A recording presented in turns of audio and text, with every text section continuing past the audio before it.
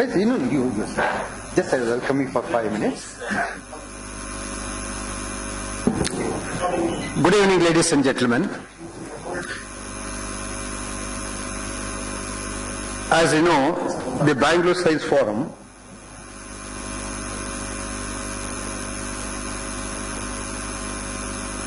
which was started in 1962, that's about 55 years back, conducting what's called the regular science lectures on Wednesdays and conducting for 40 years totally, since 1978 it started, 30 days from July 1st to July 31st. We are at 2,776 lecture, a mind-boggling figure, not ordinary. 2,000. First class over sir, 2,776. Actually, that claps and applaud are all to the distinguished speakers who are coming from the different places and the audience, they are the supporters of this program. And such a program, within minutes, is going to be delivered by Dr. Suvart Raju, Professor, International Center for Theoretical Science on BlackHoles and Quantum Information. Today, on behalf of you and on behalf of me and on behalf of all institutions, I extend a very cordial welcome to Dr. Suvart Raju.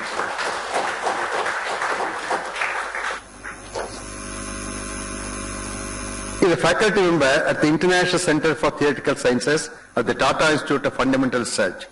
He obtained his PhD from Harvard University. Harvard and the completely topmost university, Harvard in 2008. In fact, Harvard knows Akash Janam Sikta there. So one name it comes to mind, Mukund Tattai. Do you know him? National Center for Biological Sciences. He has shifted the entire field, completely. And two more persons who came here from Harvard and then worked at. See, incidentally, this has got some connotation to the National College. One student, long back in the National College in 50s, got for the first time first rank, I think nobody can beat this record, First time getting first rank. If it's second rank, you get the first rank. That was Dr. R.L. Kashyap. After getting the rank, he went to Harvard then, in 1950s, got his PhD in physics. Then became EC professor at Purdue University, then retired, he is in Bangalore now, That Harvard connection is there for the National College from the very beginning. And then worked at this is also a very important place, Harish Chandra Research Institute at Allahabad. Before joining ICTS in 2012, Harvard and also this institute, both of them are very famous. He has been awarded the Ramanujan Fellowship of the Department of Science and Technology, the Young Scientist Medal of the Indian National Science Academy, the Young Scientist Award by the National Academy of Science of India, and that Saraswati Kaushik Medal Beti for. What else do you need, sir? All medals, all important medals. Totally. Such a young professor particularly, And we are happy he is here. And for his information, I am telling him, see, this is a multimedia hall in which you have given the lecture. You got 200 seats, ergonomic seats with air-conditioned facility, having an IP address. That means this lecture, if somebody else has an IP address, say at Melbourne, San Francisco, London, Beijing like that, they can take this lecture. And for the present, it is going live with the Facebook, and you get it on the YouTube too. And further, many times in 1962, Ram Kushram, myself were students. Maybe on that day when Dr. Hetesime started, some 5 speakers or 10 speakers were stood there. Some small room, something like that, But just imagine from that day, 30, 40. But today, for a science lecture, of course my subject physics, but still a technical subject, for a physics lecture, we can see 200 people sitting here. That vindicates the stand of Dr. Hetesime, Totally, every time it's getting improved. And sometimes for a lecture like blockchain, there was no seat at all, I know, the blockchain technology is coming up very newly. And like that we are popularizing the science. And also I would like to tell one more thing from the point of audience. We got one more program called Hour of Code. How many of you know Hour of Code? Raise your hand. No, you are all teachers. Apart from that, Hour of Code. See, that's a very novel program supported by Microsoft, Google, Mark Zuckerberg, Yusuf Malala, all those are top people, Of course, then President Obama. From that, Any student, let me not worry about student, no qualification for that. Age is 4 to 404. All of you are eligible. You sit in front of a computer, the computer will teach you how to code it for about 1 hour. Immediately you can take the exam, immediately. And half an hour exam, if you pass it, you will get a certificate much more beautiful than a Bangalore University certificate, in double color. If you fail, nothing will happen. There is no re-exam fees and other things. Maybe after another 45 minutes you can take it, or the next day you can take it. And that is, the idea is, they want to see that most of you will know about code writing, first point, not employability or like that. Then by that method, Mark Zuckerberg wants that entire 6 billion people to become completely computer awareness, computer compatibility or digital one. That's a beautiful program actually. But even doing like that since 3 years, I think they have covered only 1 billion people, that's all. Imagine how many days it will take to cover the 6 billion people. And in my college, National College, Jayanagar, National College, Barsangudi, 6,000 people have taken. Starting from primary, middle and high school. Why I am telling you this one is, all of you are eligible, no qualification. Now let us say if you have some 5 people in your family, bring them. Professor Hegde is there. Today you can take that exam. First they will teach you, then they will give you the exam. For example, 200 people are there. If you can say that 10 more people will come, 2,000 it becomes. That is Mark Zuckerberg's dream will be achieved, totally. That's making all the people on the planet complete computer literate, first point. And if you have understood the blockchain, there will be no dollar, there will be no rupee, there is nothing, only computer currency. And that will be no gold standard. If there is a computer currency, first condition is to become computer literate. That the entire planet should be there. And for that we are supporting the Bangalore Science Forum, the National College. Next year is the 4th year, but every day you can do this one if you want. We want to see that you will get that what is called completion certificate of hour of code. I am making this announcement, kindly use it. And tomorrow, please be careful. Sometimes what happens is habit runs like anything, But tomorrow there is a film show, an interesting film show. All right, I'll bundle the Quran. Actually. Wait a minute, if I have, he is interested. I guess this. Oh, this. Okay. No problem.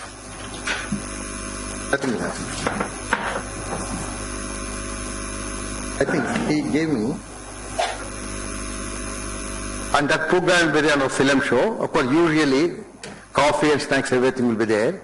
Then on Saturday, Dr. G. Padmanabhan, former Director, Indian Institute of Science, will speak on curcumin from turmeric, a wonder drug in waiting. This is also entirely a different subject, a new subject, for which Transdisciplinary University of Sam Pitroda is supporting these things actually. It is in Bangalore. Then on 16th Sunday, we'll have Dr. P. Satish Chandra. Note down this point, this is a Sunday, no film show. Dr. P. Satish Chandra will speak on epilepsy and law. With this introduction now, I request Professor Suvart Raju to continue with his lecture, sir, please. Thank you very much. I'm just going to try and, excuse me for 1 minute, I'm just going to try and see if I can fix this. I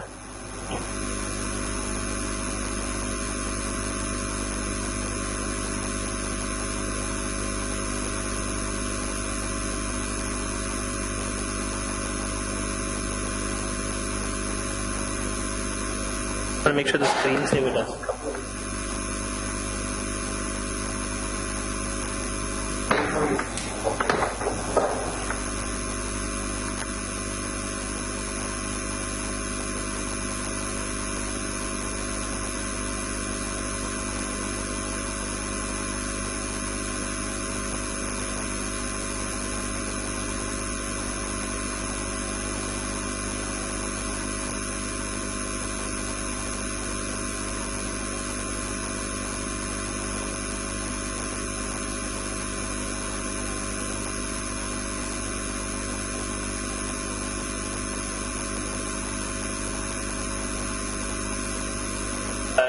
thank you very much, Sir Amara, Mr. Kamla, and the Science Festival for this very kind introduction and for inviting me to speak here.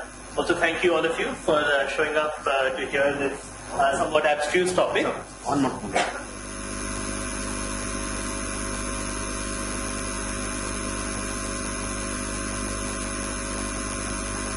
Can you hear me now? Okay. So I was just saying thank you very much, including those at the back, for coming here to hear this somewhat abstruse topic. Thanks once again to the college for inviting me to speak here. I was here a few months ago to give a talk on a similar topic on the issue of black holes and the reversibility of time. Perhaps some of you were there for that talk.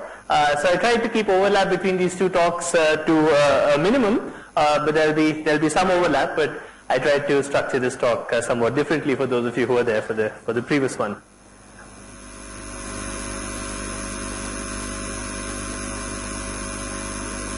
Yeah. Okay. Let me start by, even though the title of this talk is about gravity and quantum information, really what I want to do in this talk is do something slightly different. I will talk about gravity and quantum information, but what I want to do in this talk is, in a sense, try and give you a sense of where I think quantum gravity sits in the structure of fundamental physics. And if I can communicate that at the end of this talk, then I'll feel that that's at least one objective which has been achieved. So this is how I conceive of the structure of fundamental physics, and I should say this is something which is in some sense my perspective, and not everyone might share it. This is the way I would think of the way fundamental physics has proceeded and has progressed over the years. In a sense, the study of physics as it started initially started with what one might call mundane physics. Mundane physics is about things that we can see and we see in our everyday life. So I should say here that I'm not using mundane in a pejorative sense, I'm just using mundane in the sense that this is about physics that we can see and feel and do experiments with in our everyday life. For example, I could ask a question of the kind, if I throw this pointer up, how high will it go and how long will it take to come back into my hand? And that's a well-defined question which you can answer. And about a few hundred years ago, we learned how to answer these kinds of questions, and we learned a lot of other things that have to do with our everyday life, including the behavior of light, the behavior of gravity, the behavior of springs, and many, many other systems. And all of that I would classify in a sense as going under the umbrella of mundane physics. Now, about 100 years ago, people realized that partly through experiments and partly by thinking more about the principles of physics, that in fact, if you started doing some extreme things, so if you started going to high speeds, or if you had two observers who were relatively boosted with respect to one another, then some of the intuition that we developed from mundane physics doesn't hold any longer, and that led various people to come up with the theory of special relativity. Okay? And what happens in special relativity is that the notion of space and time that we have developed from our everyday intuition gets modified in a very dramatic manner. So it's not just that there are some new equations that describe physics, but in fact it is that there's a paradigm shift in the way we perceive space and time around us, and that's something that comes about with special relativity. And closely related to special relativity is the new theory of gravity that was developed just about 10 years after special relativity, which is called general relativity. And general relativity is really a theory of gravity, but in fact it further modifies the way we contextualize and perceive and think of space and time. Okay? And once again, these effects in a quantitative sense are important only if you're in strong gravitational fields or if you're at high speeds. And so they correct the equations of mundane physics in a rather delicate way, but nevertheless from a conceptual perspective, they involve a rather significant paradigm shift. Now just a few years after, around the same time as special relativity and general relativity were being developed, people also started considering atomic physics and what happens if you go to very small distance scales. And physicists developed the notions of quantum mechanics. Quantum mechanics, in a sense, involves an even more radical paradigm shift from the paradigm shifts that are brought about by relativity. And what we need to change in quantum mechanics is our notion of reality. So, remember I said that in relativity, we needed to change our notions of space and time and how we perceive them and think about them.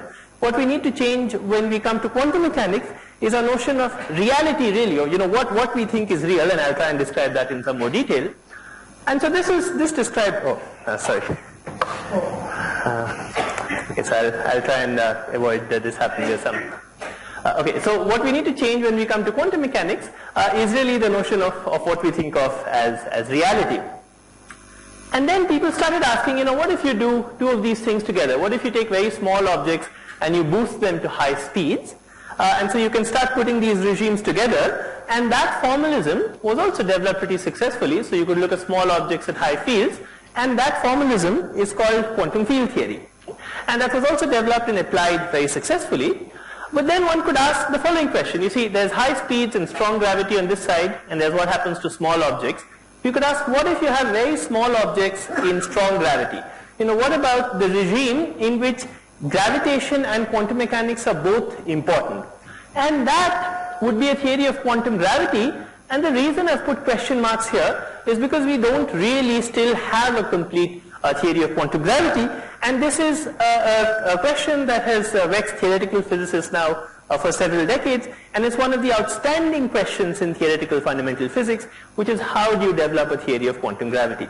So at the end of this talk, what I'm going to try and do in this talk is flesh out this framework. I just gave you an overview. I'm going to try and flesh out this framework and try and describe to you, what I said in the past few minutes in a little more detail, and try and describe to you what the place of quantum gravity in fundamental physics is. And in the context of that, I'll also talk about the relationship between black holes and gravity and information. Okay. So let me start actually by just telling you in a little more precise sense what I mean when I talk about mundane physics, and then we'll go on to all the other blobs on that flowchart. Okay. So in a sense, the quintessential example of what one might call mundane physics is just Newtonian gravity. Right?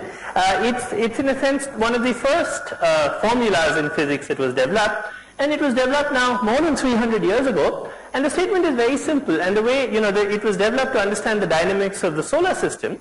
And the statement is just that if you take two objects and you separate them by a distance r, and these objects have some masses, then the force between them is proportional to the product of the masses, and it's inversely proportional to the square of the distance between them.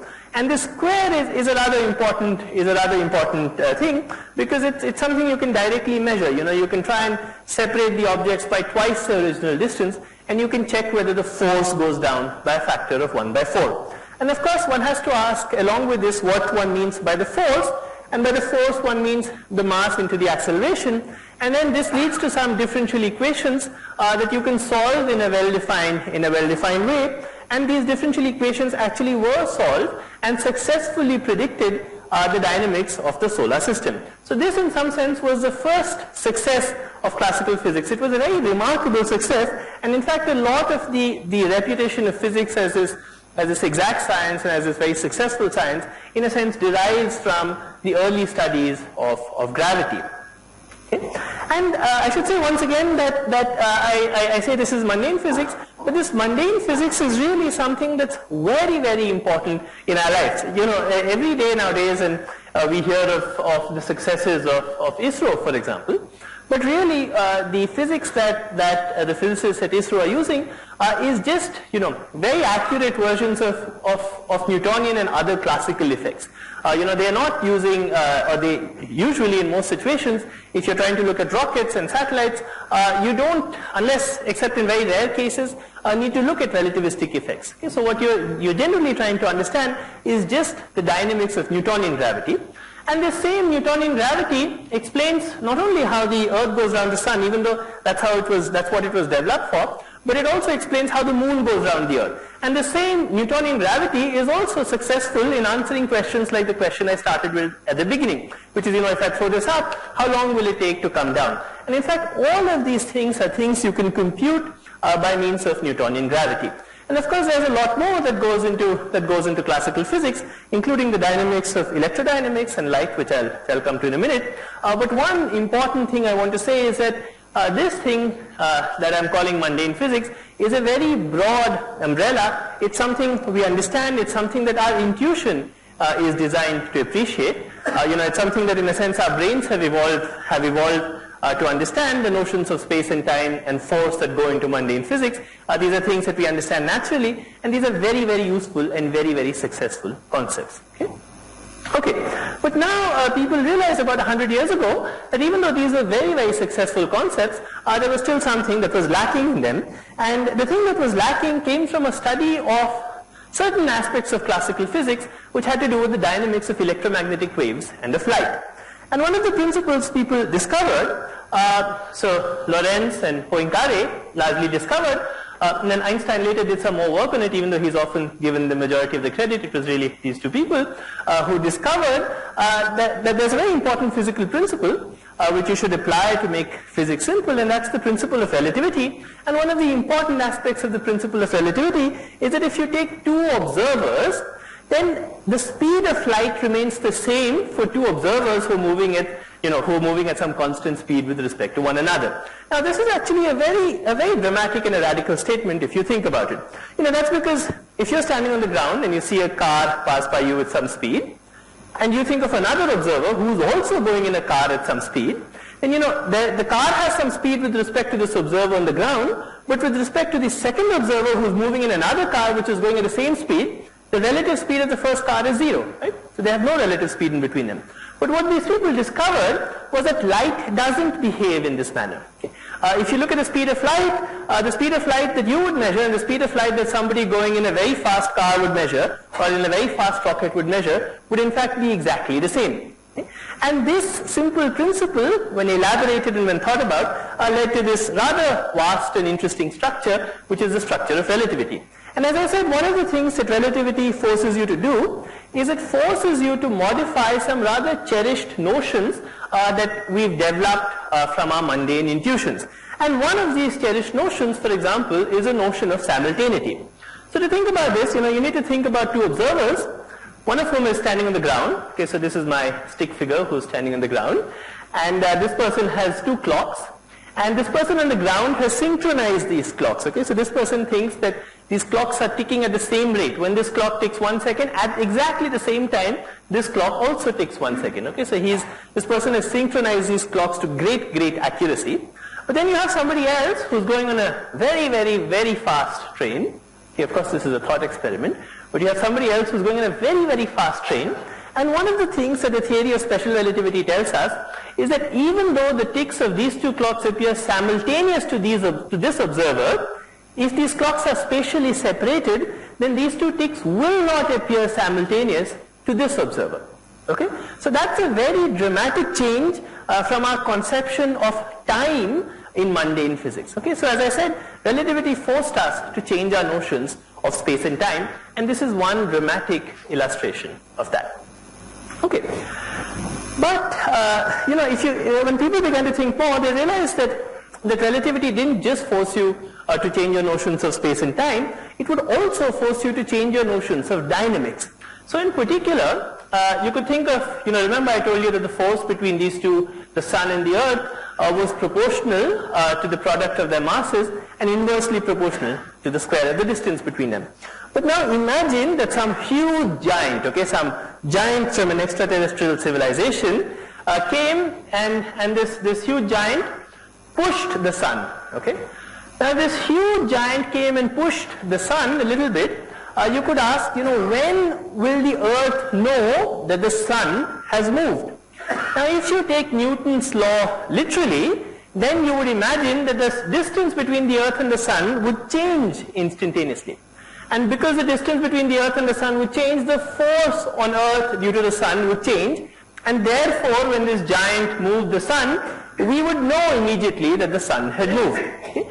But you see, this is inconsistent with this principle of relativity I told you about, which says that the speed of light is a constant for observers, and as a corollary, also implies that nothing can travel faster than the speed of light. And so if this Newton's law of gravitation was literally correct, then you see that it would be in contradiction with this principle of relativity.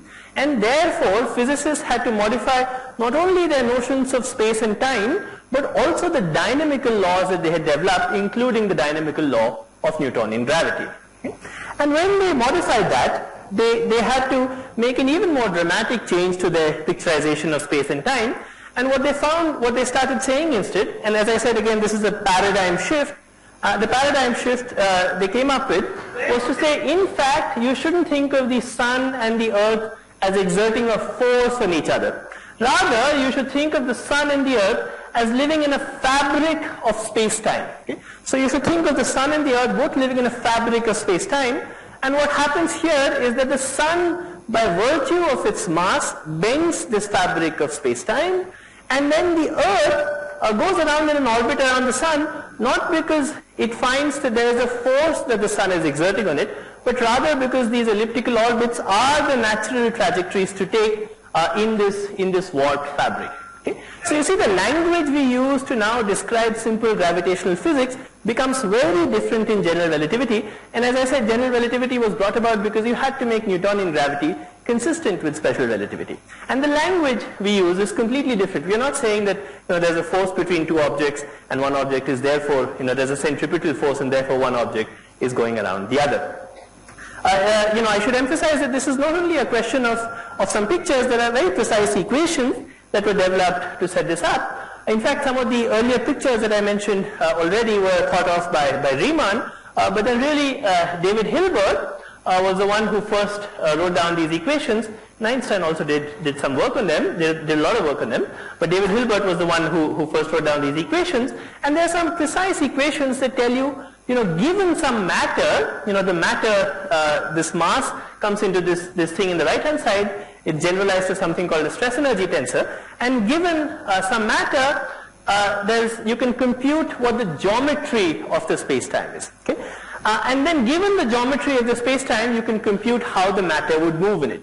So really, relativity can be summarized in two slogans, which were, I think, due to John Wheeler, which says that matter tells space-time how to curve according to these equations, and then space-time tells matter how to move according to the equation below. Okay? So these are two equations that would summarize the content of general relativity. And I should emphasize that, in fact, the quantitative changes that general relativity brings about in, for example, solar system orbits are very small. When the shift in the perihelion of Mercury was measured, it's an extremely small effect, and it's easy to check, in fact, that there are many huge perturbations due to Newtonian gravity that are much larger than the small perturbation that's brought about due to general relativity. Okay? So this is a very delicate effect from a quantitative point of view, but from a philosophical point of view, general relativity is a dramatic departure from the mundane notions of space and time that we have. Okay, let me just go back also to the question I asked at the beginning. What happens if a giant moves the sun? The way general relativity makes gravity consistent with locality, or with, which is the statement that no signals can travel faster than the speed of light, is that it doesn't say, as I said, that the force is proportional to the inverse square of the distance between them. Rather, the way general relativity would address this problem is it would say when the giant came and pushed the sun, this push would cause ripples in this fabric of space-time, as you can see here, and then these ripples would gradually propagate at the speed of light, not faster than the speed of light, to the Earth, which would feel these ripples after 8 minutes. Right? So what general relativity predicts is if someone were to come, if a giant were to come and move the sun, it would take 8 minutes for the Earth to find out that the sun had moved, and this is consistent with special relativity. So general relativity makes gravity consistent with special relativity. In the process, also modifies quantitatively the laws of gravity. And these gravitational waves are not just have to do with giants and suns. These are things that were actually very famously observed a couple of years ago. These gravitational waves are really things that exist in the universe and were observed by the LIGO observatory very famously a couple of years ago, as I'm sure all of you have heard. Okay, let me say that general relativity also brings with it many other dramatic predictions. One dramatic prediction is the prediction of what's called a black hole. I've said there were some equations of general relativity, and now you can just go ahead and you can try and solve these equations and see what comes out of the solutions to these equations. And Carl Schwarzschild, very soon after these equations were developed, found this exact solution, which is called the Schwarzschild solution, which is a certain solution to the equations of general relativity, and in fact was not taken as seriously as it should have been till much later, till the 1970s, till 50 years after he developed this solution. And this solution is what's called a black hole solution. And what a black hole looks like is like this. a black hole looks like some region where you had the sun. Remember I said the sun was causing some warp in the fabric of space-time, but a black hole in a sense causes a tear in the fabric of space-time. So the way you should think of this fabric of space-time in the neighborhood of a black hole is that you have this tear in the fabric of space-time. It's some region where gravity has become so strong that nothing can escape, not even light can escape. And therefore, there's a horizon, and once even a ray of light falls into it, it can't exit, it must only go inside the horizon, and then it goes all the way up to this singularity at r equal to 0, where it ends its life. Okay? So this is a solution that has been very important in studies of gravity and also in studies of quantum gravity, and this is what is called a black hole. So when you hear about black holes in the popular media, what people are really talking about are some solutions to the equations of motion of general relativity, and the key characteristic of these solutions is that they have some region, this region where the boundary of the black and the red is, which is called the horizon, and this horizon is a region from which nothing can escape, not even light. Okay.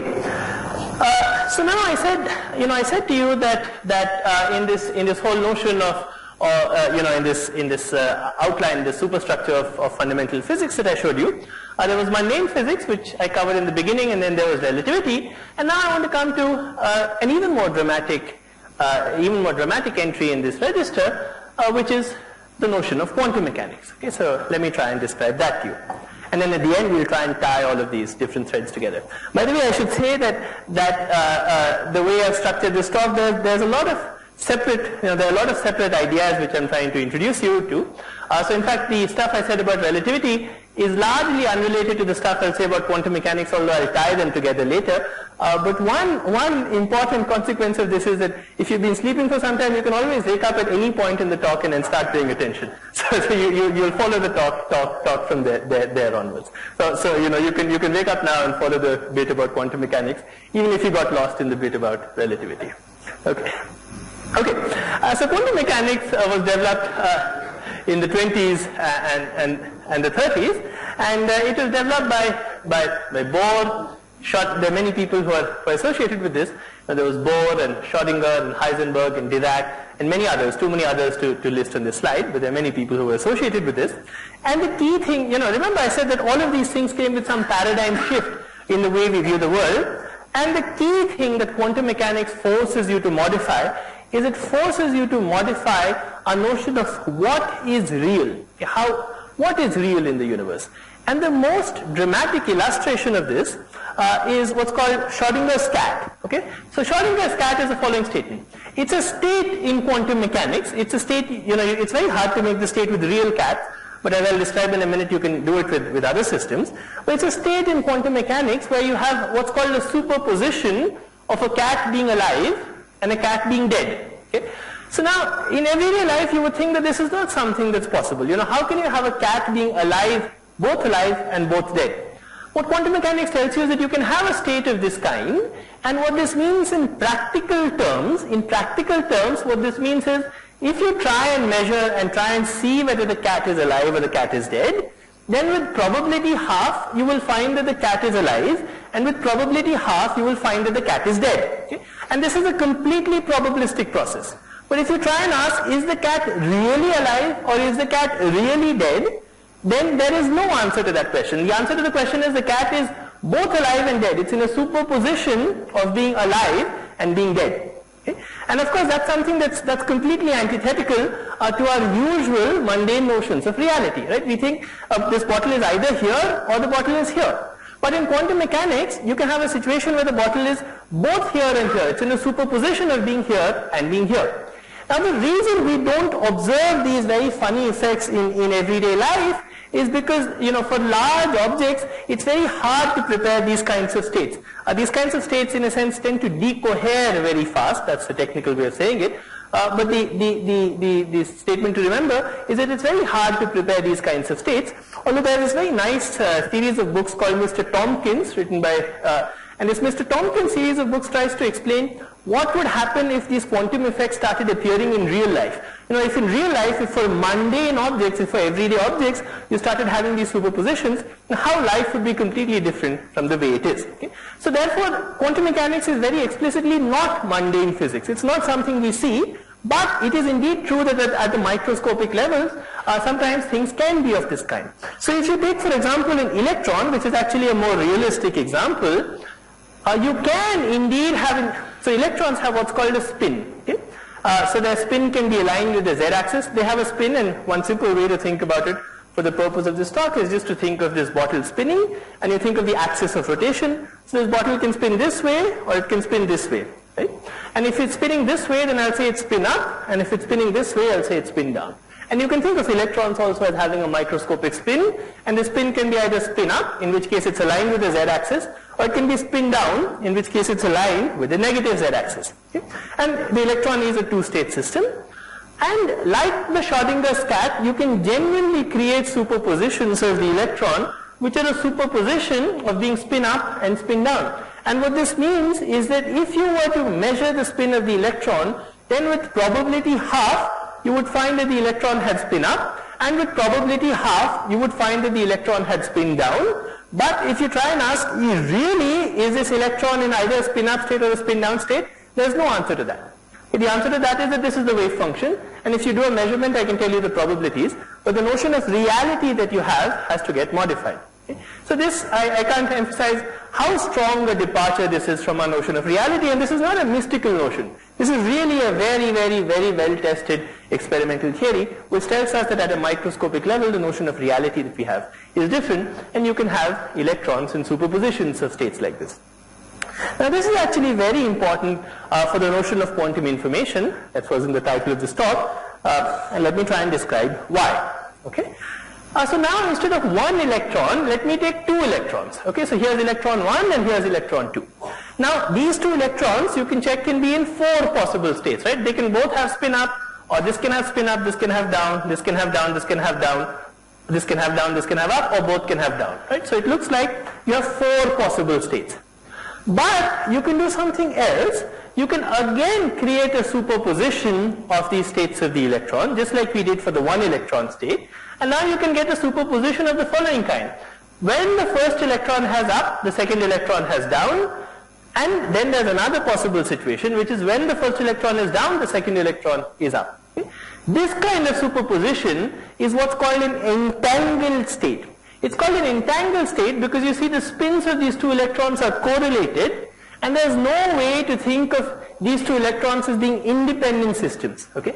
In a sense, they're always correlated with one another. There's no independent, if this is up, then this is down. If this is down, then this is up. Okay, so this is a phenomena called entanglement, and you can easily persuade yourself the moment you have more than 1 degree of freedom, these kinds of entangled states are very generic. You can easily produce these kinds of entangled states. Okay? And remember, as I said, for those of you who are not familiar with quantum mechanics, don't get worried about the notation. What this plus means just is, if you measured this state, with probability half you would find that the first electron was up and the second was down, or with probability half you would find the first was down, the second was up. In this state I'm talking about, there's no probability for both electrons to be down or for both electrons to be up. Okay, so I've prepared a state, so I've excluded 2 out of the 4 possibilities here. Okay, now there's a very dramatic consequence to the fact that you can have states of this kind, and the dramatic consequence is as follows. So let's prepare the state that we had in the previous slide, and let's have 2 experimenters. Okay?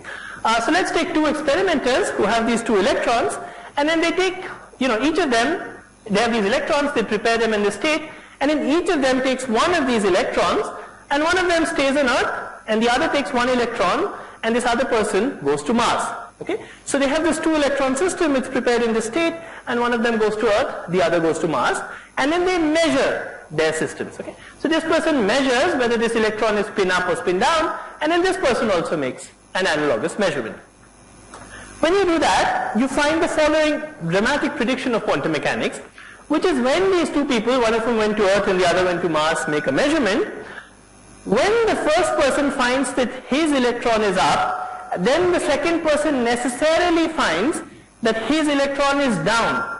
And when the first person finds that his electron is down, then the second person necessarily finds that his electron is up. So the results of these 2 measurements are correlated. In fact, what is more, once the first person has made his measurement, and if the first person finds that the electron is either up or down, then the results of the measurement of the second person are fixed, are determined already. Even though the second electron is very far away, even though the second electron in a sense has gone to Mars. Okay? Even then, once the first person has measured the electron, you already know what the answer of the second person is going to be. Okay? This is something that bothered many people, in particular it bothered Einstein a lot. So Einstein and Podolsky and Rosen very famously wrote an incorrect paper on this, saying that the fact that this phenomena occurs, so this is a paper they published in 1935, and they very famously argued that this phenomena meant that quantum mechanics was wrong. Okay? But quantum mechanics wasn't wrong, they were wrong in fact about this, and this is really, because their argument was, you make a measurement on Earth, and how can it control what's happening somewhere else on Mars? It looks like you have non-local effects in contradiction with locality, and many physicists were uncomfortable with this prediction of quantum mechanics, but in fact this is a simple consequence of the fact that you can produce these correlated entangled states, and we now know and we have verified many times that this prediction of quantum mechanics is correct. In fact, if you follow the popular science media, you will many times hear experiments which keep testing these Bell's inequalities, although in a sense it's now, there's nothing new about it. But people still continue to test these Bell's inequalities, which is basically a way of testing these predictions I mentioned before, and every time we find that the predictions of quantum mechanics are correct. Okay? And the reason that this is not inconsistent with locality and it's consistent with relativity is as follows. You see, remember I said that you have these two people, they have the electrons, one of them goes to Earth, the other goes to Mars. Now when this person makes a measurement, he finds it's up, and it's true that completely determines what the result of the measurement of this person will be, but this person has no way of knowing, what the measurement of the person on Earth was. So if you ask what are the probabilities that this person will obtain either up or down, those probabilities remain half and half. And that's because this person obtained either up or down with probability half. Therefore, this person will also obtain, either down or up with probability half. So even though these two results are correlated, there is no way for the person on Mars to know that the person on Earth has made his measurement. Okay, so this is the key that's important in ensuring that quantum mechanics is consistent with relativity. And the statement is that even though these answers are correlated, if you think about it a little bit, you can check that the probabilities by the experiment at Mars are unchanged by this measurement that's made on Earth. Okay. In fact, there's a way of saying this. There's a way of saying this in terms of what's called the density matrix, which I won't go into. But the technical way of saying this is that the density matrix of the person at Mars is not modified by this measurement on Earth. Let me just say one more thing about this density matrix, which is why I introduced it. This density matrix is useful for asking these questions about probabilities, but it's also a useful way to measure this notion of entanglement. Remember I said that there's this notion of entanglement which exists for quantum systems with more than one degree of freedom, which tells us how correlated these systems are. And this density matrix, there's John von Neumann argued that this density matrix could actually give you a good quantitative measure of entanglement. Entanglement isn't only a qualitative notion, it's a quantitative notion, and you can calculate some number associated with the state that tells you how correlated these two systems are. So once again, for those of you who don't like the equations, don't worry about that. The statement is just that given a state of this kind which has correlations between the two electrons, there's some number you can calculate that tells you how correlated these two systems are. Okay? Okay. Now, let me say a little bit about quantum versus classical information and how entanglement makes quantum information and quantum computing completely different from the notion of classical computing. You see, instead of now 2 qubits, you can think of n electrons. Right? Now, these n electrons can be in 2 to the n states. Right? Because you have n electrons, the first, and here are the 2 to the n states. All the n electrons can be up, or maybe the last electron can be down, or maybe the second last electron can be down, or maybe all the n electrons can be down. And since each electron can be in one of 2 possible states, it's easy to verify that the set of all possible states in the system is 2 to the n. And if you just wanted to keep track of all of these states, you would get all you would need would be an n-bit binary system. So when you think about the way your computers function, this is how your computers function. You have bits of information. Each bit can be either 0 or 1. If you have n bits, that gives you 2 to the n states, because each bit can be 0 or 1, so that has 2 to the n possibilities. And therefore, in a classical system, you would be able to keep track if the electron was in one of these possible 2 to the n states, or if the system of n electrons was in one of these possible 2 to the n states. Okay? But remember, the quantum mechanics is different. You can also look at superpositions of states. Okay? And in particular, this quantum mechanical system can get into an entangled state where you might have a sum of all the electrons being up, and then all the electrons being up except for the last one, which is down, and then all the electrons being down. In fact, you can have not just a sum, you can also have systems of this kind where you put a minus sign here, or maybe you change the probabilities. In this system, the statement is that with probability 1/3 you will get all up, with probability 1/3 you will get all up except for the last one, and with probability 1/3 you will get all down. But instead of 1/3, 1/3, 1/3, you could have changed those probabilities. And therefore, if you wanted to keep full track of the quantum mechanical system, you would have to keep track of all the numbers that go in here. Okay? And all the numbers, there are 2 to the n numbers that go in here, because there are 2 to the n possible states of the full system. Okay? And this is the most important feature that distinguishes quantum and classical computing. It's the statement that if you want to keep track of the information in an n qubit system, you need 2 to the n real numbers. Okay?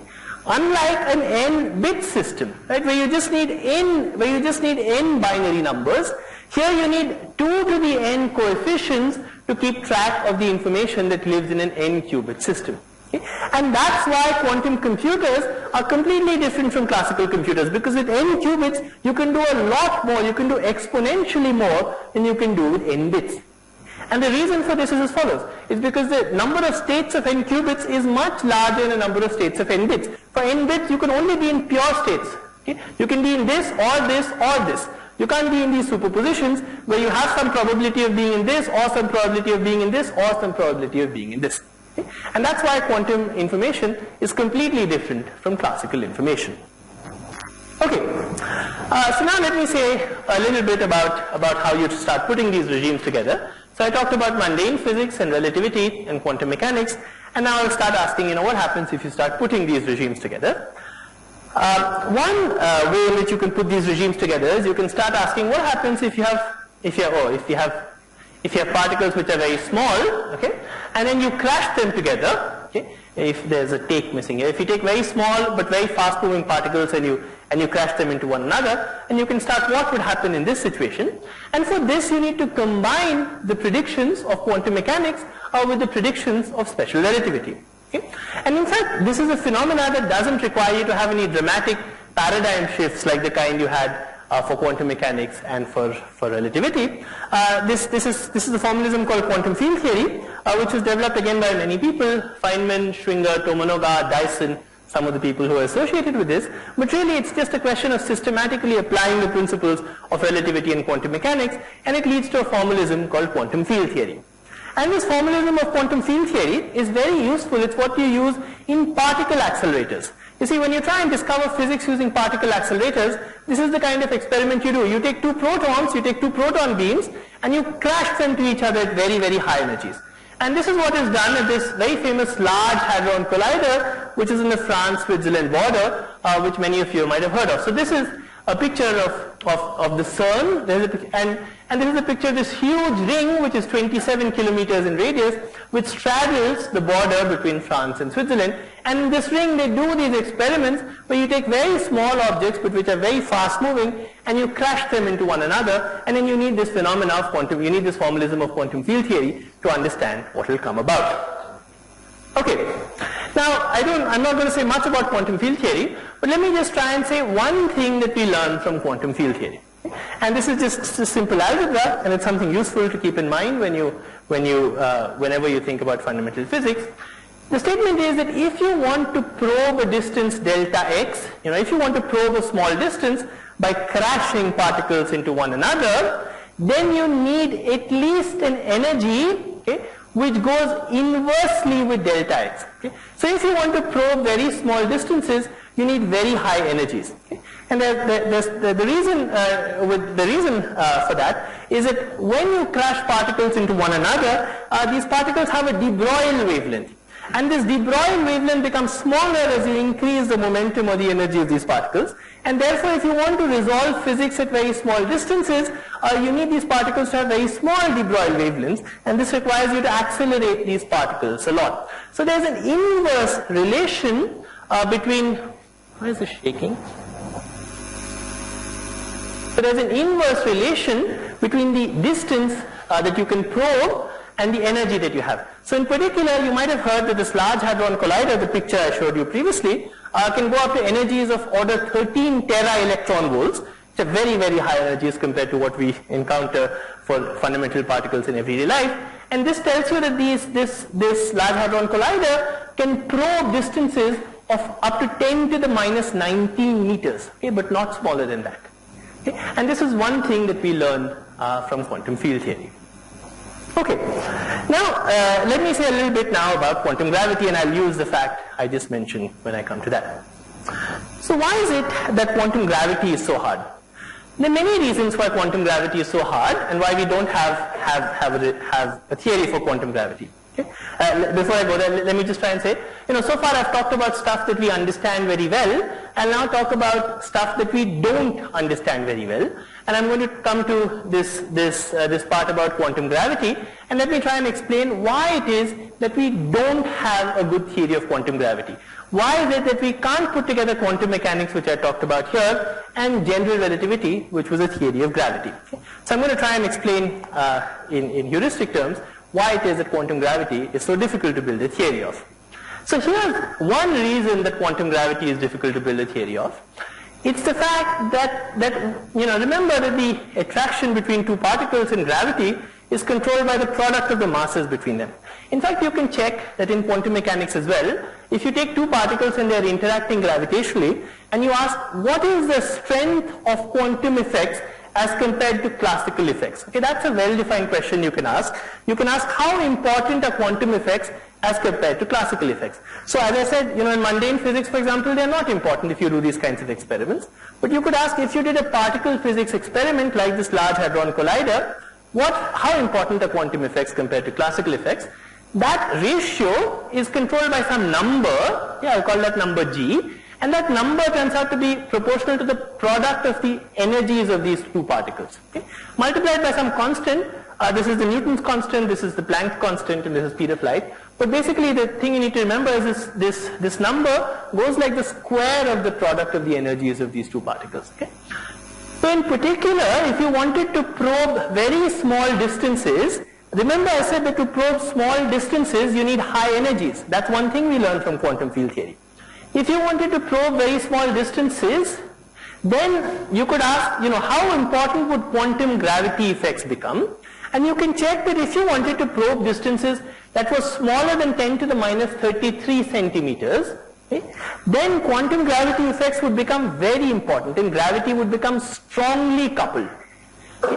So unlike many other theories, which in fact as you go to very short distances become weakly coupled, gravity is a theory that becomes strongly coupled at high energies, which tells you quantum gravitational effects become more and more important as you go to short distances.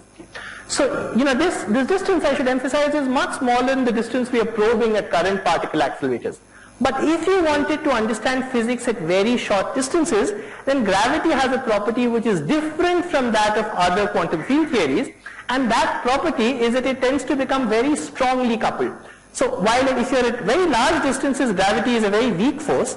It's a weak force, for example, so for those of you who are getting lost in the technicalities, gravity is a very weak force in everyday life, because the fact that I'm lifting up this pointer means that with the electromagnetic forces in my hand, I'm actually acting against the entire force of gravity of the Earth. Right? All of the Earth is trying to pull this pointer down, but I'm still winning in pulling it up. And that's because gravity is such a weak force compared to the electromagnetic forces that act between my hand and this pointer. But what this formula tells you is that as you go to higher energies, or as you go to very short distances, gravity will become stronger and stronger, and eventually it will become much stronger than electromagnetism. Okay? And at this distance, which is called the Planck length, gravity will become the strongest force. much stronger than all these other forces, even though at mundane distances gravity is much weaker than other forces. Okay? So this is one reason that makes gravity hard, the fact that gravity has this behavior that it tends to become stronger at short distances. But gravity also has another feature which has to do with this formation of black holes that I told you about. This feature is that if you take two particles and you crash them not at this Planck energy but at much higher energies than the Planck energy, then gravity simplifies again. And then we know what happens. What happens is you get a black hole. Okay? So if you take two particles and you give them this Planck energy, it's very hard to say what will happen because gravity is becoming strongly coupled. But if you give them much more energy than that, then in fact the answer is very simple. We already know the answer, and the answer is that you will get a big black hole.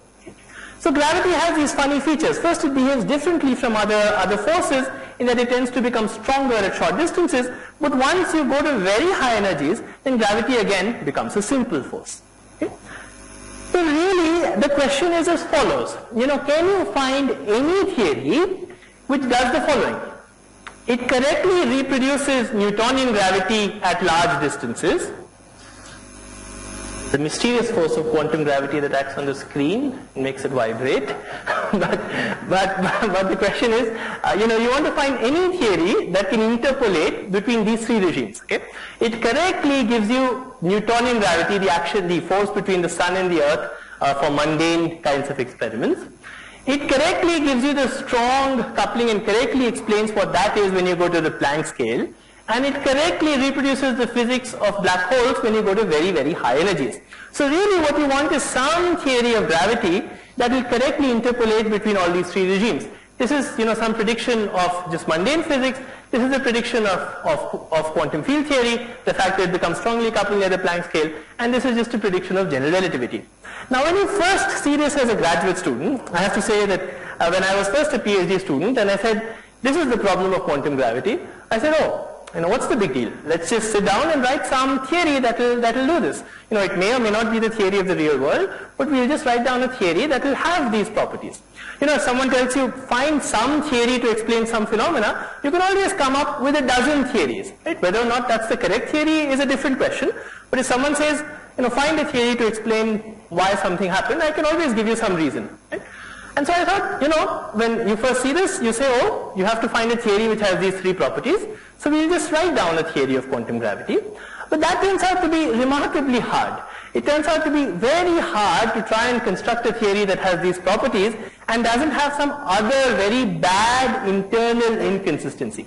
Okay, now I don't know of any simple way to explain this, except that you should try it. You should try writing down a theory that has these three properties, and you will find that it's remarkably difficult to construct a theory of quantum gravity. Okay? So this is, gravity is hard because it requires you to fit all these different things you know about gravity from other theoretical considerations, and it just turns out to be very hard to find a theory that's consistent with all of these considerations. And it's something that physicists haven't really succeeded in doing despite a couple of decades of effort. But we've succeeded in building some toy models of gravity. Okay, so let me describe some toy models of gravity. So we've partially succeeded in building theories of quantum gravity, and the most successful efforts so far have come from a field called string theory, and the most successful formulation of quantum gravity in string theory is as follows. Okay? I'll just sketch it for you. You think of quantum gravity in a box. This box is technically what's called anti-de Sitter space, but never, forget about that. Just think of quantum gravity in a box. In this box, actually, on the y-axis, you have time running. So really, the spatial surface is only, this little disk. So you have a disk, and then I've plotted time on the y-axis. So think of quantum gravity living in this little disk, and then it turns out that if you set the boundary conditions right, in this toy example, which is not quantum gravity in our universe, right? Our universe is not some box. But if you were to think of quantum gravity in this toy setup, then it turns out you can understand quantum gravity, you can understand the quantum gravitational interactions of these blue particles as non-gravitational interactions, as interactions in some other theory which doesn't have gravity, that live on the boundary of this box. Okay? And this is called holography. It's called holography because it's holographic in nature. What's a hologram? You take some three-dimensional picture and you project it onto a two-dimensional setup. Okay? This is what's happening here. You have gravity that's living inside this box, and somehow the gravitational dynamics inside this box can be described by some non-gravitational dynamics on the boundary of this box. And because we know how to understand non-gravitational quantum field theories, we can use that to explain and understand the gravitational dynamics that goes on inside this box. Okay? So this is the trick of holography. You take a problem which is very hard and you find a duality, you find a map to a problem that you understand well. So in this toy model where you take quantum gravity inside this box called anti-de Sitter space, we do understand how to construct models of quantum gravity. This is of course only partial success. It doesn't tell us how quantum gravity in our universe works, but it does give us a good toy model of gravity which has many lessons to offer us, as I'll now describe in the last 5 or 10 minutes of the talk. Okay? So in the last 5 or 10 minutes of the talk, let me now try and describe some of the lessons this toy model of quantum gravity offers us, and in particular some of the very interesting relations to quantum information that have been developed in this toy models of quantum gravity over the past few years. So this is the fundamental statement I want to communicate. Remember I said that quantum theories have this feature of entanglement. Okay? Entanglement is a statement of how correlated different parts of the theory are. It's something that's special to quantum mechanics. And what this duality of holography does is it takes this phenomena of entanglement that lives in this quantum theory that lives on the boundary, and it turns it into some geometric phenomena of gravity in the bulk. Okay? So it's taking some quantum phenomena and it turns it into some classical phenomena of gravity. Okay? So let me just try and explain that. But try and keep this formulation in mind over the next few slides. What I'm going to now try and tell you is how this duality of holography converts this very mysterious phenomena of entanglement into some rather familiar geometric phenomena in gravity. Okay? So in particular the fundamental formula, but I should say that in the next few slides I'm going to be ahistorical. I'm not going to try and explain things as they were discovered initially, but as things fall into the framework that I'm describing. So sometimes I'm going to take things that were discovered earlier and put them later in these slides because they fit better into a logical framework that way. So the fundamental phenomena here is as follows. If you think of some region on this boundary, remember I said that gravitational dynamics inside this box is the same as some non-gravitational dynamics of some degrees of freedom that live on the boundary of this box. Now you could ask, in the ground state of this system, for example, how entangled are degrees of freedom that live on this orange segment with the other degrees of freedom that live on this red segment? And remember that entanglement could be measured by something quantitative called the entanglement entropy, which remember I said for the simple two-state electron system was just log 2 in the state we were talking about. But in general it's some complicated property of the quantum state. Now it turns out that this entanglement entropy can be measured by something very simple. It can be measured, it can be calculated by just thinking of a geodesic, the shortest path that goes from this side to this side, and just computing the length of that shortest path. In fact, if you were in higher dimensions, if you didn't have a disk but you thought of higher dimensional systems, then the generalization of the statement is that the entanglement between one part of this quantum system that lives on the boundary and another part of the quantum system is just computed by the area of the minimal surface that interpolates between these sides. Okay? So it's some very simple phenomena that tells you that some complicated quantum property of this system, some complicated quantum information property of this system on the boundary is converted to some simple property in this bulk, which is just some simple geometric property. Okay? This is actually very useful because you can use it not only to learn about entanglement, but you can also use it to learn more about geometry. Okay? In particular, remember I said that the bulk gravitational theory is some, the bulk theory is some theory of gravity, this theory that lives inside the box. And one of the things I told you at the beginning of this talk was that this theory of gravity is controlled by these Hilbert-Einstein equations that tell you how the curvature of space inside depends on the distribution of matter. Okay? In fact, it turns out that you can use the entanglement of different regions on the boundary with each other to explain, to completely get these equations. Okay? So let me just try and explain that. That's not something very hard. You see, what the entanglement of the degrees of freedom on the boundary tells you is what the area of minimal surface is in the bulk of this box is. But if I know the area of all sorts of minimal surfaces on the sheet, for example, if I know the area of all surfaces in the sheet, I can use that to completely understand the geometry of the sheet. See, this is something that's very intuitive and simple. I could tell you that I take this sheet and maybe I curve it up in this way. Now, there are two ways to describe it. First, I could try and tell you what the height of the sheet is as a function of x and y. Right? That's one way to describe what the geometry of the sheet is. But ultimately, I could give you that information in a more indirect form. I could try and tell you what's the area of different circles at every part of the sheet. And if I tell you the area of circles in every part of the sheet, it's easy to convince yourself that you can use that to back calculate what the geometry of the sheet is. Okay? And because this formula I told you relates entanglement to various areas in the bulk, you can use it to back calculate what the geometry is. And we have some other statement about the geometry, which is that the geometry is controlled by these Hilbert-Einstein equations. And indeed, these two things turn out to be exactly consistent with one another. So you have some totally different phenomena, which is a phenomena about quantum entanglement, which you can use to relate to something completely different, which is these Hilbert-Einstein equations, and something geometric through this formula that tells you that the entanglement entropy of some region on the boundary is given by some area of the surface on the bulk. So I know I'm being fast here, but I hope that the intuitive notion is clear.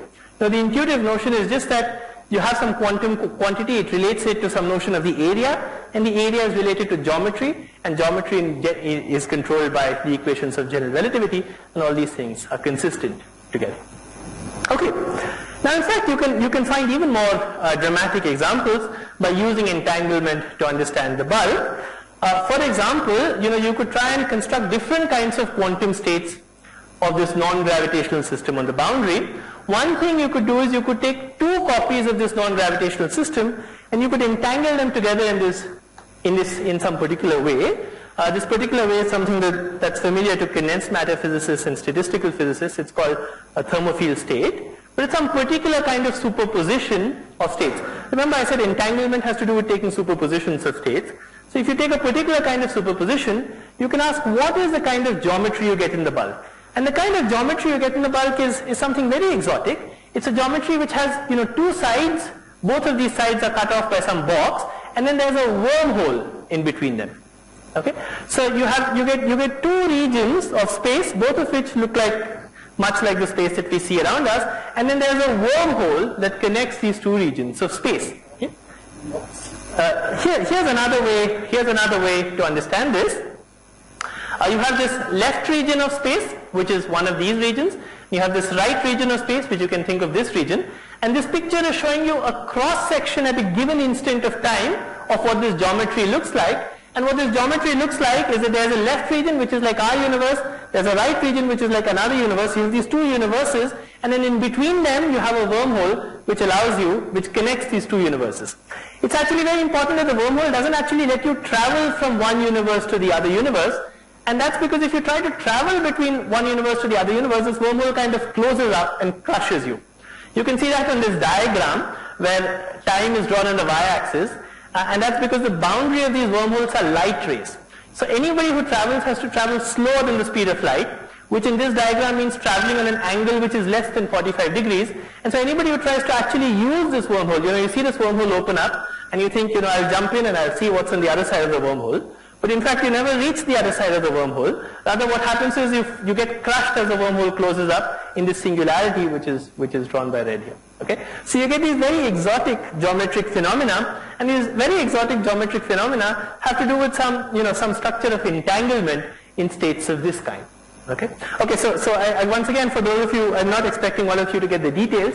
The point is just that you get these very interesting and exciting kind of geometric phenomena once again by studying entanglement. And as I said, entanglement is a fundamental property of quantum information on the boundary. Okay, let me just say a couple of things and then I'll conclude. There's one more paradigm shift. So far I kept talking about paradigm shifts that came about with relativity and quantum mechanics. In fact, this whole notion of entanglement in geometry brings about one more paradigm shift.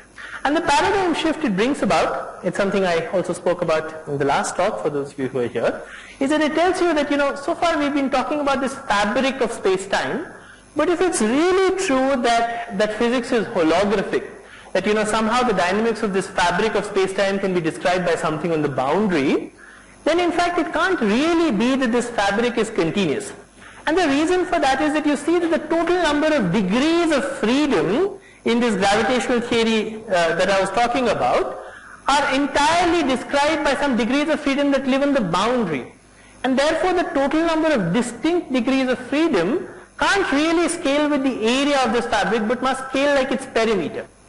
So that tells you that a better way to think of this fabric of space-time is to think of threads of space-time instead. And these are threads of space-time which are some non-local threads of space-time, and these threads of space-time limit the fundamental information carrying capacity of the space. Okay? So let me try and make this, try and give you one consequence of this.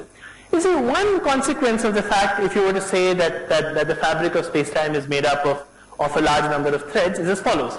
See, imagine somebody who was here. So imagine somebody who was here and who made some local action here. If the fabric was some continuous fabric where different parts of the fabric were really disconnected, then as we discussed previously, it would take ripples in this fabric for the effects of these actions to propagate outwards. But one notion, if you think of the fabric as being made up of these threads of space-time, then that tells you that the information that lives here can also be captured at that same instant by making measurements on the boundary. Okay? So this in fact brings us halfway back to the kind of non-locality that we started with. Okay? It tells us that in fact, or even though we think of space as being really local, in that some degree of freedom here is different from some other degree of freedom here, if you take seriously what these toy models of quantum gravity are giving you, then one of the things they're telling you is that degrees of freedom at different parts of space-time are not really exactly independent. They are approximately independent, but if you make close enough observations, then in fact some degree of freedom that lives here can be captured by a very large number of degrees of freedom that all live far away. Okay? So to say this another way, if we go back to this example where we had this giant who was trying to move the sun, the statement would be that if you were to surround the sun by a lot of detectors, by very, very large, in fact you can calculate that for the sun you would need 10 to the 77 detectors living within some small radius of the sun. But if you could set up so many detectors, then in fact you would instantaneously be able to detect that the sun had moved. Okay? So these toy models of quantum gravity, in fact, tell you that this notion of locality that we were taking very seriously and that in fact led us to relativity and general relativity may in fact need to be modified. And once again I emphasize that this is something that's not relevant in mundane physics. Okay? This requires very, very, very fine measurements, but in fact it's something that's again conceptually and from a paradigmatic point of view again important. Okay, so I'll stop here. Let me just go back to the slide that I said at the beginning. Once again, as I said, there were a large number of ideas, and I hope I managed to communicate at least 15 or 20% of them to all of you. And I hope that some of you will be interested and will go back and look up more of these ideas. But let me just try and remind you what I talked about. We started by talking about mundane physics, and I talked about how when you look at high speeds and strong gravity, you have to modify the mundane notions of space and time that you have. And then when you look at very small objects, you have to modify the notion of reality that you have, and that brings you to quantum mechanics. And then you can start asking what happens if you have small objects at high speeds, that brings you to quantum field theory. And then you can start asking what happens if you have small objects in strong gravity, and that brings you to quantum gravity, which we don't really understand very well, but we do understand some toy models of quantum gravity. And these toy models of quantum gravity are already telling us some very interesting things. Some of these very interesting features come from a consideration of quantum information and of entanglement. And one of the things in particular that these features tell us is that notions of locality that we tend to take so seriously, especially after the discovery of relativity, may only be approximate and not exact. Okay, so I'll stop here and we can have questions.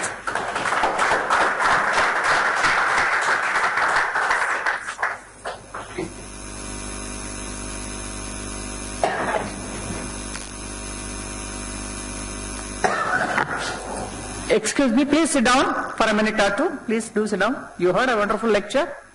Okay. Huh? It was really a wonderful lecture, Professor Raju.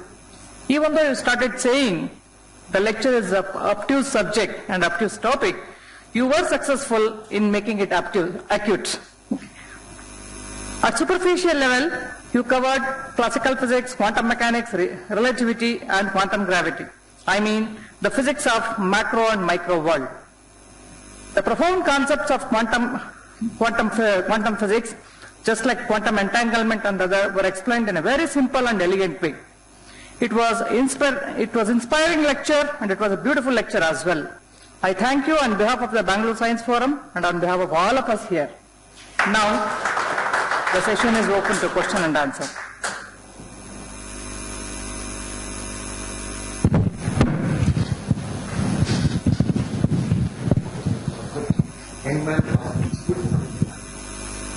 So my name is Somshekar, first semester of BSc student.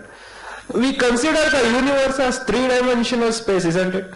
But why do you consider the fabric of space and time to be bent only along the horizontal plane? Why not along other planes? That's because I can't draw in 4 dimensions. That's just because I can't draw in 4 dimensions. That's just a drawing. Okay. You're right. Everything is curved in 4 space-time dimensions, but I can't draw 4 dimensions. I can only. So I want to draw a curved space, and so So first of all, I need to embed it. Okay, and I'm only trying to draw a 2-dimensional figure because that's the limit of my. Because of your convention, you're telling. It's not a question of convention. We can't. How can we can't. Our brain is not evolved to picturize 4-dimensional curvature, right? We can picturize it mathematically, but if I ask you to draw a picture of a 4-dimensional curved manifold, you can't do that, right? My name is Parthasarthi. I'm retired electrical engineer. But I'm wondering at all this physics.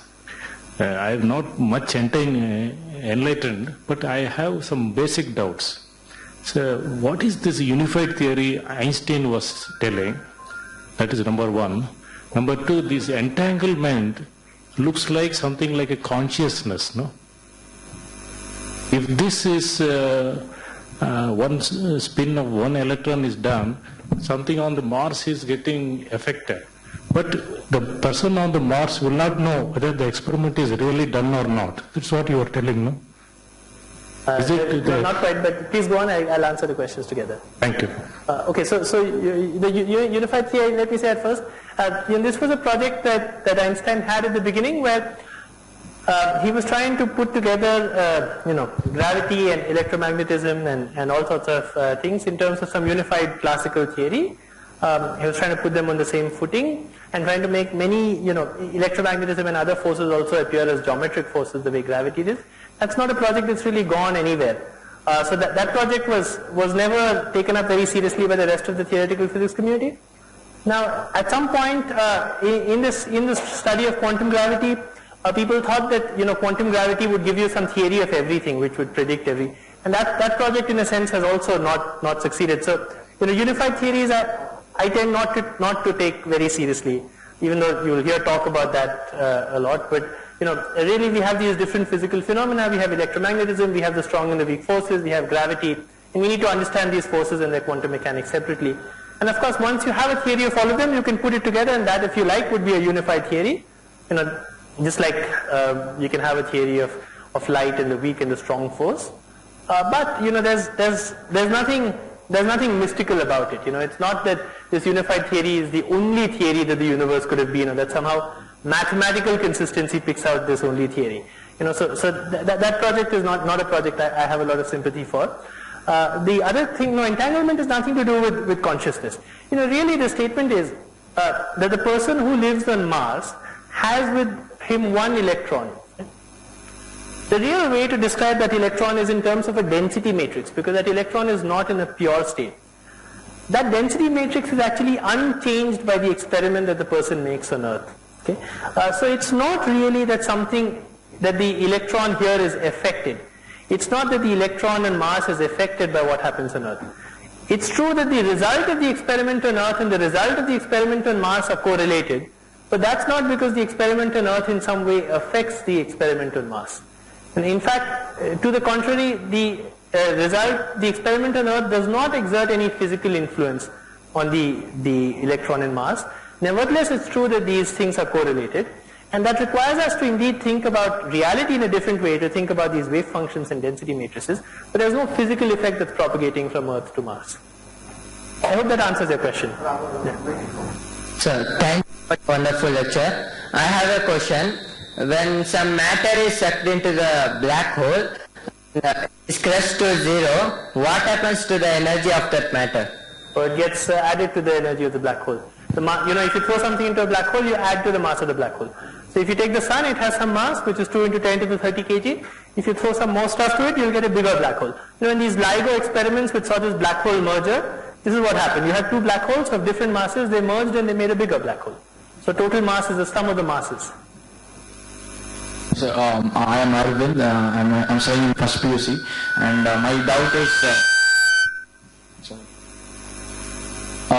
you told that CERN super collider, so you can actually accelerate two particles and create a black hole.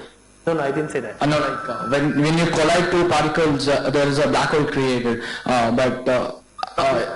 yeah, please go on, yeah. But people say that the mass of for a black hole to be like created, there must be a particular mass of like 3 mass of sun or something like that. How is it created? So no black holes are created at this Large Hadron Collider. It's true. I said if you crash two particles together with high enough energy, but that energy is about 10 to the 14 times or maybe 10 to the 16 times the energy that we actually have at the Large Hadron Collider. So if you built an accelerator that was 10 to the 16 times as powerful as the accelerator in the Large Hadron Collider, then you would be able to create particles. Then you would be able to create black holes in these collisions. The Large Hadron Collider at CERN itself doesn't create any black holes, but it's not the case that black holes can form only for the mass of the sun. You can form a black hole for very small masses. The moment you have a black hole, moment you have the Planck mass, which is actually quite a small mass in everyday units, you can create a black hole out of that. So you could take this bottle and you could crush it into a black hole. You could take the Earth and you could crush it into a black hole. It would form a black hole that would be 1 centimeter in size. It would be a very small black hole.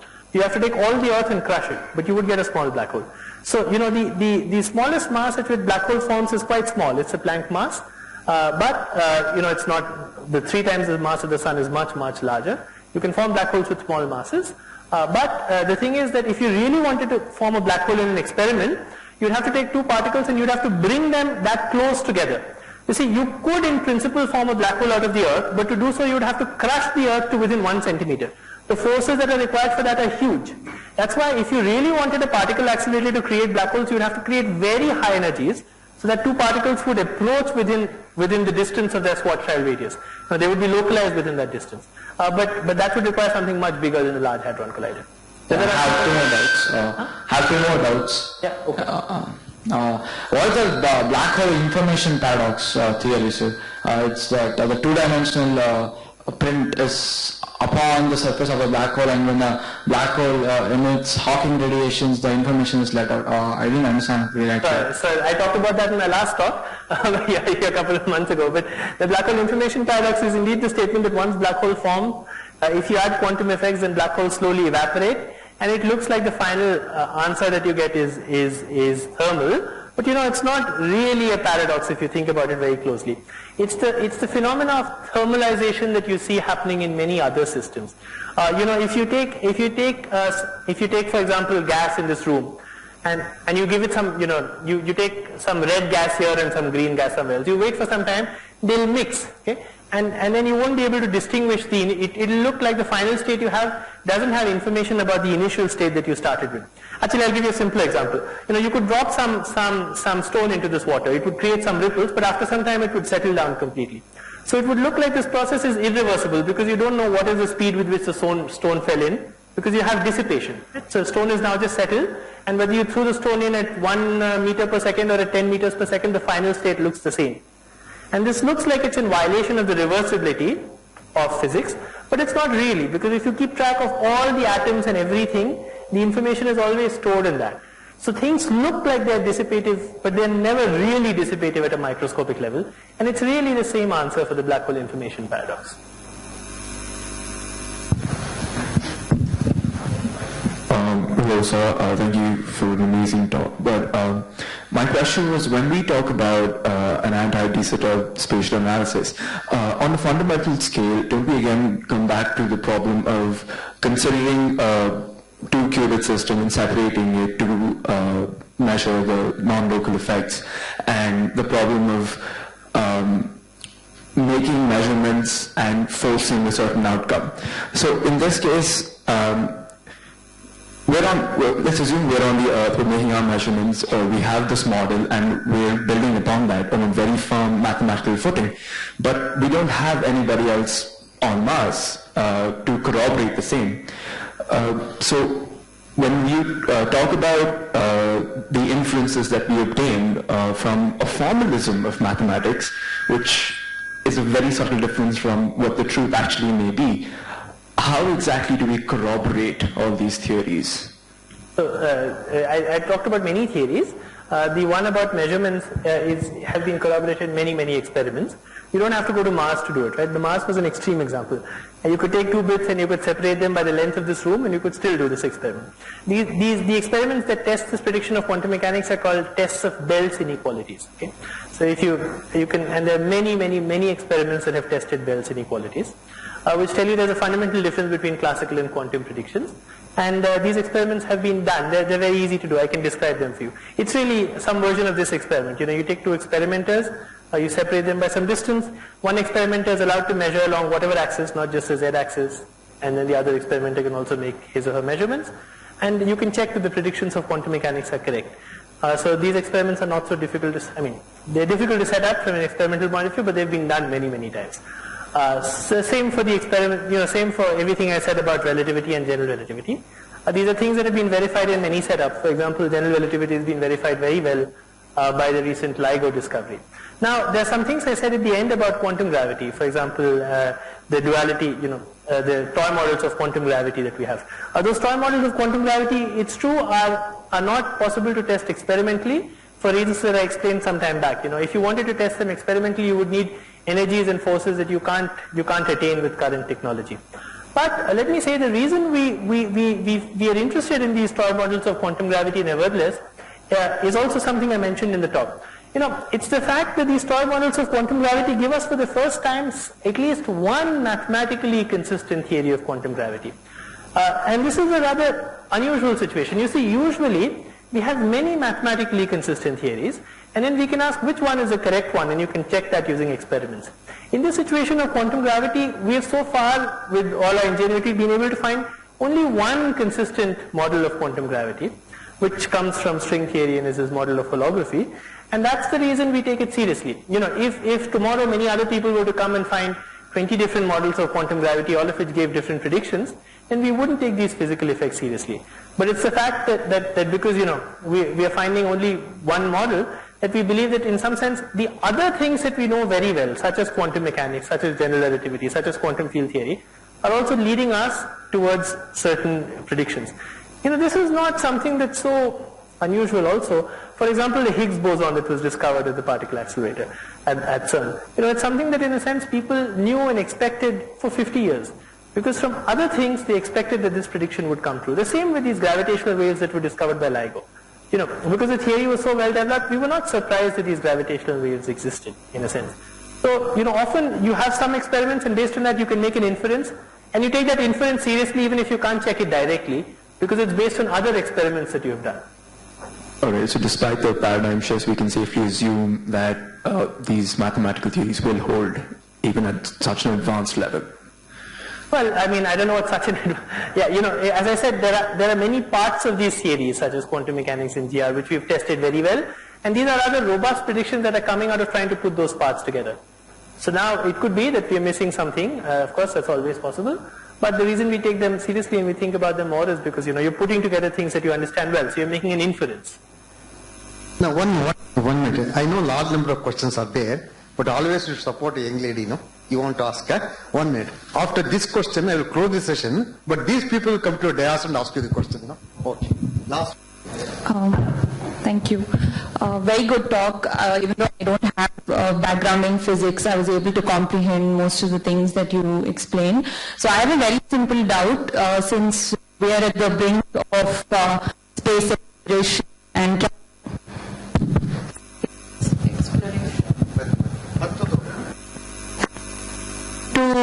make humans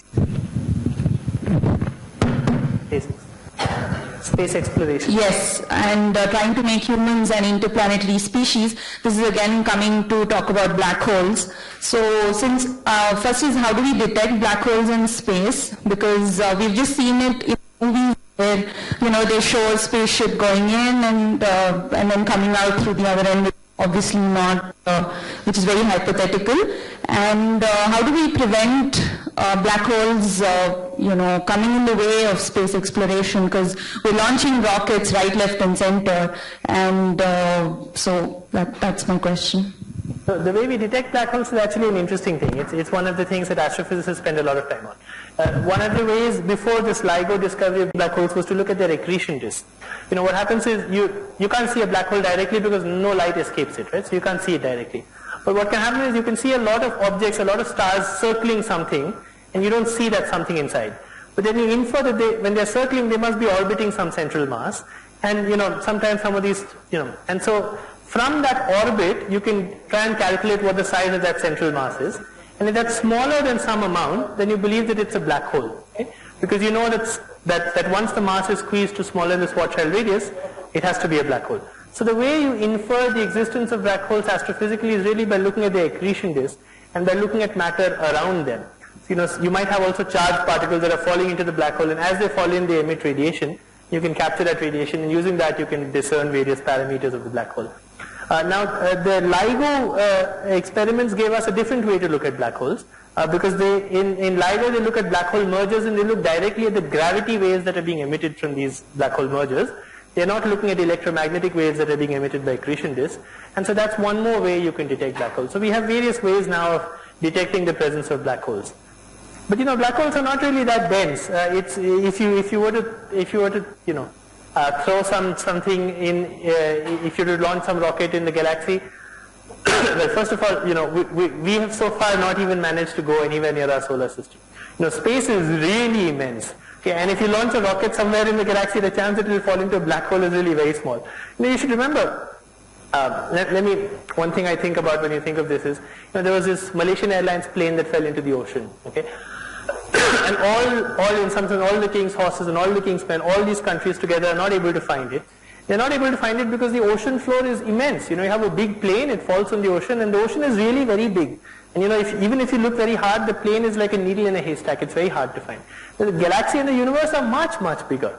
So there's most of it is just empty space. So it's not like there are black holes steaming around ready to swallow our spaceships as we send them out. But this is of course a hypothetical question because we are exploring, just the neighborhood of our planet really. We're not exploring large sections of the galaxy or anything. So yeah. Okay, thank you.